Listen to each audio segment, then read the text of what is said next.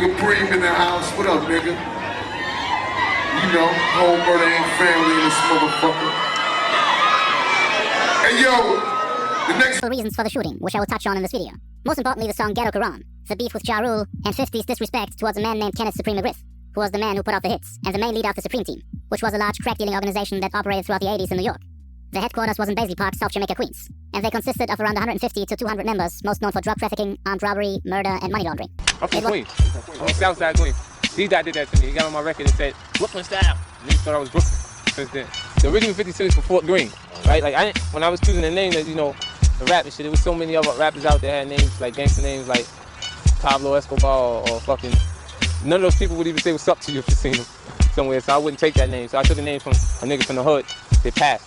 It was gangster, you know, so, you know, through me, that name lives on. 50 Cent Martin was born in Fort Greene, Brooklyn on July 24th, 1964. 50 Cent seen that these dealers were easy targets because of their flamboyant behavior, so he decided to rob them.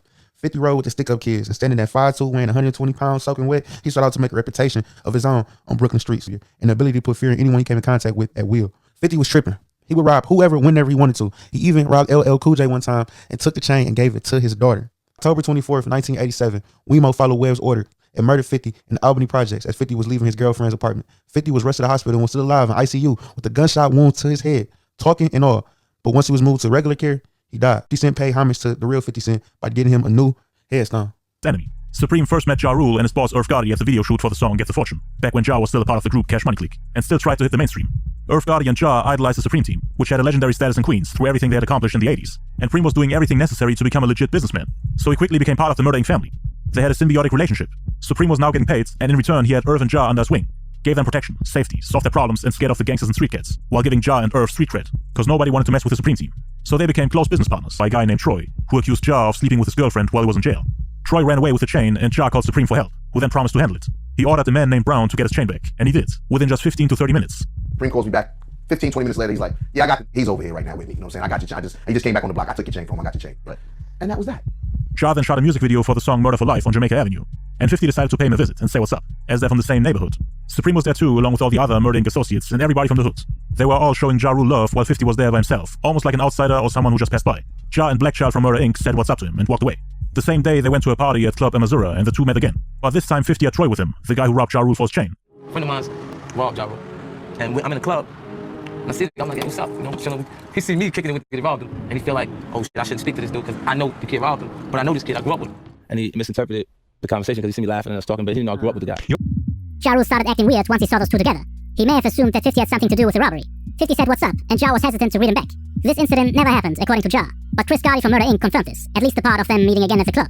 50 allegedly got mad for being brushed off by the whole Murder Inc. crew, and for not getting enough attention. According to the Gotti brothers, 50's hatred came from jealousy, seeing how much love he gets from everyone in the hoods while 50 was standing there like a fan. According to 50's ex-manager, Chaz Slim Williams, his vendetta indeed originated when he got brushed off. That's when he deemed Murder Inc. his mortal enemy. Whether it was true animosity or opportunism, a beef with Ja Rule could indeed help him to make a name for himself. And 50 wasn't shy about making his feelings known. I'll tell you personally, the Murder Inc., the people that you see like Irv, Ja, the people that are involved in the business aspect, it's like these don't got no hood in them. He had a conversation with Supreme, asking him for advice on what he should do against Ja Rule. And Supreme responded with, yo, leave this little fella alone. You know they f***y, but this is my food. His idea is, yo, leave them alone, they are food. To pull Ja to the side, pull him, away from the guys to talk to him, Ja walked over there with the bat in his hand. And, 50, as they talking, how people sometimes talk and they gesture with their hands or whatever. He may have gestured with the bat as he's talking. And, I think, he raised his voice or something. And then 50 swung on him. Yeah. And then all hell broke loose. Yeah, kind of like that. 50 beat up Ja Rule in Atlanta. Like, rest in peace to Chaz. I know 50 ain't really fuck with him like that. Many man, slim sweet side to him. I'm just truthful, like real street shit. I tell y'all, because y'all street show, that's why I fuck with y'all. But, like, Ja Rule and them, we there, Chaz there. Chaz like, go in the hotel, yeah, it was so good. All right, cool. Ja Rule there, this KO'd that nigga. So look, Ja Rule just coming out and murder! So look, he said murder. I was here when he punched Ja Rule in the face. Oh my God. Right down there, right on that corner at the hotel out in front. Yeah. And he was like, and then he came out and they was like, Ja Rule, what happened? And he was like, oh, nothing. He had his sunglasses on. He was like, yeah, something happened. 50 agreed, but decided to record a Ja Rule and Murder Inc. diss track called Lives on the Line. The original version. Why you be just in your own hood? Why you walk around like it's all good? People say he was a little jealous of Ja Rule for getting co-signed by Supreme, one of his idols growing up. 50 was dealing drugs in his teens and was raised not necessarily under the Supreme Team, but other drug kingpins like Lorenzo Fat Cat Nickel. Gangsters, as you looked up to that, say, yo, that dude right there, put it down official. Cat he ran it at one point, you know what I'm saying? And they say they call him snitch, but he told himself. All he told himself on crimes that they wouldn't have been able to catch him on. in order to let his moms not go to jail for her time. You see what I'm saying? And under the circumstance, they called him a snitch because the niggas that was under him wanted the crown. You feel what I'm saying? Like, if you told them, yo, I killed this person and we had this done and we did that, and they go, who you told them? Myself. Are you a snitch or did you sacrifice being able to come home for your own people, for your mother? And then it's really what it's about is it's about the niggas that was there wanted to be like, yo, the niggas a snitch because he told them anything. You weren't supposed to tell them anything. You see what I'm saying? And so you're supposed to hang your moms out the dry. And not even take responsibility at that point. I mean, to me, my perception of that being you being a snitch is fuzzy. I don't see that clear. Because you ain't telling nobody. If you decide to say, yeah, I did this and I did that, is he a snitch because you did it yourself? Or are you a snitch when you say, yeah, Jamal did it, or we did this together with somebody, and you make them feel like you implicate someone else in that situation? I think that the reason why they called him a snitch all of that time was because the niggas that was existing on the street would have been in the shadows all of that time. No matter how big they got in my area, my hood, South Jamaica, they would have felt like you still ain't as big as what it was when Cat had it. You see what I'm saying? So I think that's why they did him like that. Then you got James Wall Coley, who were also cooperating with the team. He idolized every major drug dealer from Queens and saw himself as an offspring of that environment. He only knew Preem through his friend Black Just, who was one of the lieutenants of the Supreme team. But he never really got close with him, which made him envy and hate Ja Rule to a degree because he thought he was the realest, most authentic, the toughest, and offspring of all the street legends. He wanted the Supreme. Niggas from the south side. You know what the fuck with each other. You really fucking with niggas over there. How you go against me? You know what I'm saying? How you go against me? And that's how I feel because that was Just man. You feel me? I'm at 50 through Just. That's his man. Just looked out for him. You know what I mean? Team to get behind him as a rapper, and not Ja Rule, because he was quote-unquote soft, fake, and not real. Just a studio gangster who's lucky enough to be around real people. Someone who can't do anything without his gangster friends. That's why I mentioned Preem by name on the original version of Your Life's on the Line, to make fun of Ja for needing help to get his chain back. Hey, why you ready to bring the bitch back? Why you wanna fuck me because you know I'm pushing 50 wanted to take down Murder Inc. and prove himself to everybody. Show that he's fearless, the toughest up-and-coming gangster rapper from Queens. Chill out and leave Ja alone. Multiple times. Tried to be the mediator. But 50 took the beat very serious. He was reckless, not afraid of controversy or consequences. But still, if one of your idols tells you to chill out and fall back, then you listen to him. So 50 decided to rewrite the song Lives on the Line. And take off the parts where he mentions Preem, the chain incidents, and the Ja Rule name drops. One day, and the nigga tried to like sun 50 and rub his head, and 50 rubbed his head. And Preem, and that was the day I know Preem didn't like 50. And the whole block was like, ooh, cause the next incident that is relevant in our timeline is the shooting between rapper and drug trafficker E Moneybags, who was one of 50's closest friends at the time, and Supreme at the Coliseum Shopping Center in Queens on December 11th. Supreme had a woman working for him called Z, who had connections to other dealers to get people luxury cars at discount prices. E Moneybags gave Z $1,000 for a down payment, but then he got $2,500 from Mob Deep's Prodigy and decided to get a better car, a Lincoln Navigator. So he asked Z to give him his money back, and she said, You gotta take that up with Preem, because he told me to not give you anything back. So Bags was like, I gave the money to you. Why the hell do I I did some music with Bags, and I paid him for it because he bagged the beat on the Murder Music soundtrack, so I paid him for it. So Bags like, oh shit, I got his money now. I ain't gonna do the other shit I was about to do. I'm gonna get my money back for that nigga. So he went, so I need that back. Preem like, no, you can't get that back. I was like, I need that back. And now you can't get that back. Oh, okay, quick. Bags seen the nigga behind the Coliseum one day. Seen him sitting in the car, woke up in his car, pulled out, shot the car. Nothing hit Preem. And shit hit Black Just. Black Just was still alive. He got shot in the thigh. You know what I'm saying? And probably somewhere else, I don't know, but the thigh was the bad one. Mary Immaculate is right around the corner. Preem takes Black Just to the hood and tells somebody else to take him to the hospital. Black Just dies from bleeding death. So now, you know, niggas is after Bags for that. So now Bags telling me, like, yo, man, yeah, you know what I'm saying? I ain't mean to kill Just, you know what I'm saying? I was trying to kill Preem, you know what I'm saying? It was a mistake, I ain't mean to kill Just, you know what I'm saying? I'm like niggas after me, I don't give a E Money Bags walked past, and he stops and come back and close my door. Now I'm off my desk already. I'm off my desk, and he came to me. He said, "Bim, that wasn't for Just." Just like that. He said that wasn't for Just. I just looked at him, man, and I said, "E, that is Just. He's dead." I don't give a fuck though. You know what I'm saying? I don't give a fuck. What happened? Well, I'm gonna kill that nigga Preem when I see him. You know what I'm saying? So the nigga telling me all that. Then like, you know, maybe a couple weeks later, Bad got murdered. Tried to avoid them at all costs. And that's why Black Just died of heart failure caused by the massive blood loss. He was like a big brother and mentor to 50, kept him under his wing, taught him how to box, and was one of his earliest role models. Preem was enraged and wanted revenge for what just happened. He decided to put out a hit on E Moneybags, who had to watch his back from this point on, because Preem's shooters were out to get him. And he also suspected 50 of having something to do with this, who on the other hand blamed Supreme for the death of Black Just. So 50 had lost a friend and was about to lose another one. I'm whiny. Yeah, my friends kill my friends. Like Ragin, he did that shit to him. I seen 50 on the Ave, that's how it really was. He was walking to a $1 cab, and I was walking to a $1 cab. I'm talking about, nigga, we gonna get public transportation. And we had a conversation, I'm like, yo, listen, man, if it's a problem with Ja, just leave that alone. I'm home, I'm eating with Rule, so if you got a beef with him, I mean, leave that alone, because we eating together. Because I knew about the song, we had Murder, I don't believe you, I knew about that before you laid there.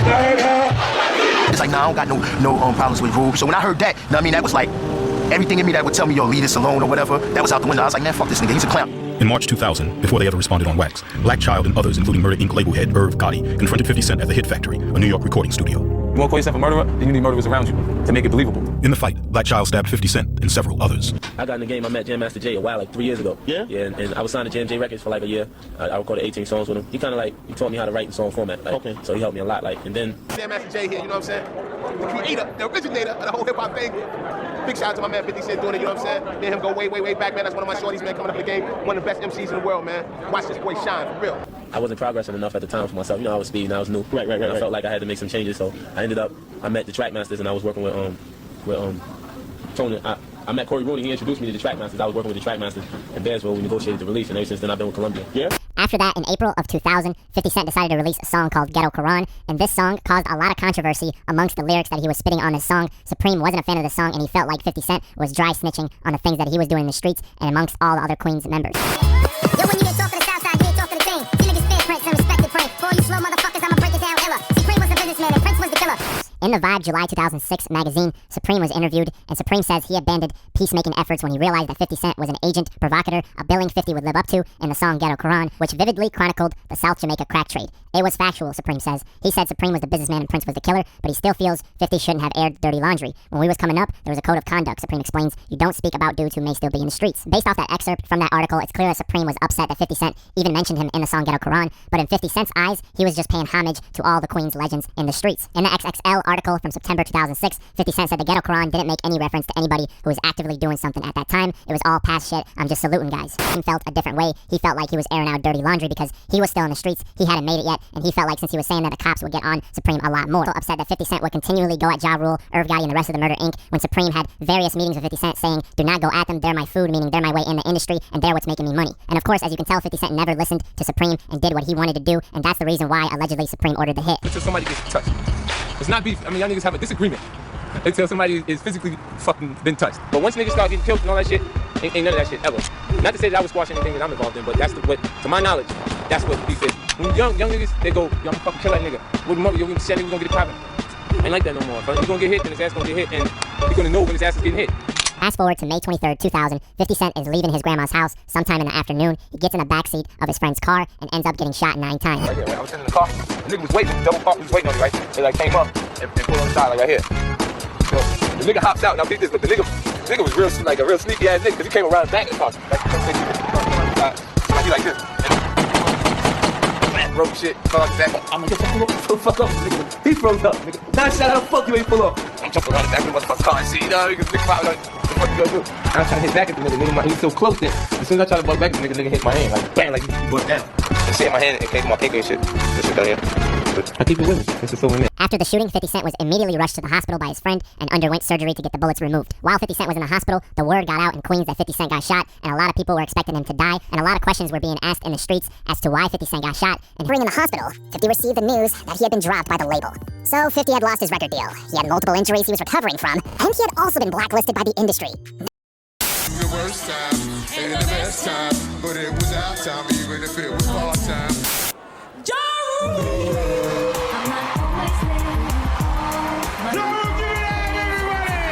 Your lips, your smile. And had to use a walker for the first 6 weeks. It took him a total of 5 months to fully recover.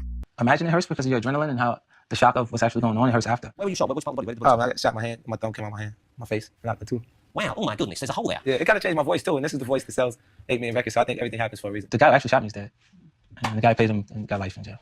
Started working out to develop the muscular physique that everybody knows him for. Who was the one that shot him? The first suspect in this 50 Cent shooting is the one that 50 Cent himself said shot him, and his name is Darrell Hamo Bomb. Hamo is short for homicide, and he was a stick-up kid from Brooklyn. In 1999, when 50 Cent was doing all these crazy things and going at Ja Rule, he had an OG behind him by the name of Chaz Slim Williams, who's been mentioned in his video various times. Chaz is very well respected in Queens, so when Chaz was managing 50 Cent, 50 Cent had an OG behind him, but when Chaz left, that's when it was open season on 50 Cent because 50 Cent didn't have an OG backing him, and this is highlighted in the book The Supreme Team, The Birth of Crack and Hip Hop. In the book, it says when Chaz, aka Slim, cut 50 loose, he was condemned to death. With no G to protect him, he was fair game. The wolves controlled and influenced the artists in the hip-hop industry, and any viable artist needed an OG's protection. 50 didn't have anyone backing him. He became a target to anyone in the streets marked for death. 50 Cent also highlighted this in his Mini Men song, mentioning Slim and how he switched sides on him and let people ride on him, meaning letting people have an open season on him and not making sure that he's okay.